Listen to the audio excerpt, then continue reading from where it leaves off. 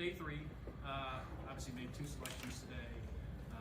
Starting with Dylan, someone we knew well from University of Tennessee, 20-year-old running back. Think he really complements our room nicely. Runs really tough and physical style despite being a little bit undersized. He's a player who has A+ makeup and a player that we think has untapped potential in the passing game. And then, Shedeur, we talk oftentimes about quarterback being the most important position in the sport. We obviously spend a lot of time with Shedeur throughout the process. He's highly accurate, can play well from the pocket, very productive college career, and we felt like it wasn't necessarily the plan going into the weekend to select 2 quarterbacks, but as we talked about, we do believe in best player available. We do believe in positional value, and we didn't necessarily expect him to be available in the 5th round, and so we love adding competition to every position room, and adding him to compete with the guys that are already in there. We felt like that was a good thing. So with that, I'll open it up for questions. Yeah, Andrew, this is first for you.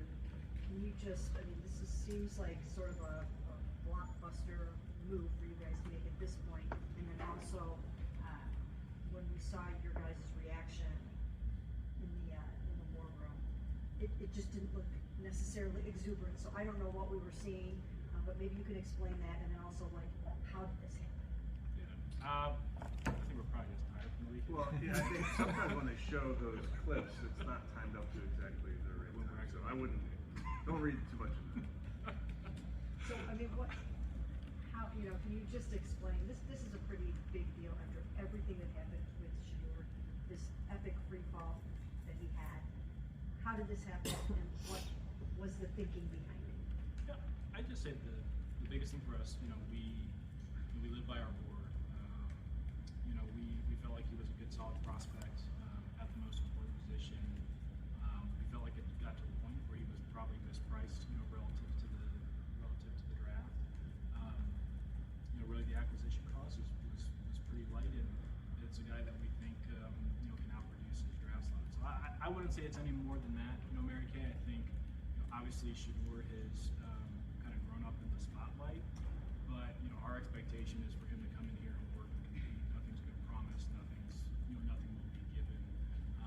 So I may hesitate to characterize it as a blockbuster. That's not necessarily how we thought of the transaction, but we are excited to work with him. Jeff, are you? Both of you, I heard what you just said about Shedeur, but isn't the circus going to come along with this pick? Even if it's not intentional, it seems everything follows him.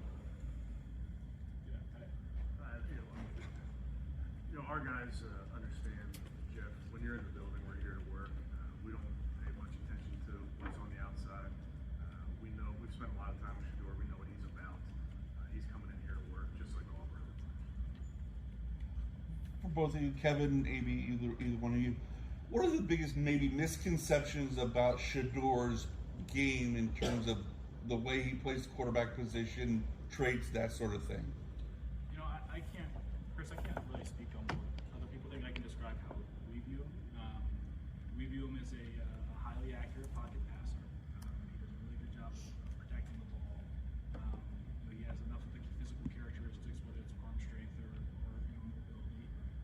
Like all young players, there are things to improve. I think probably much has been said about the number of sacks he's taken. Some of that is environment, and some of that is his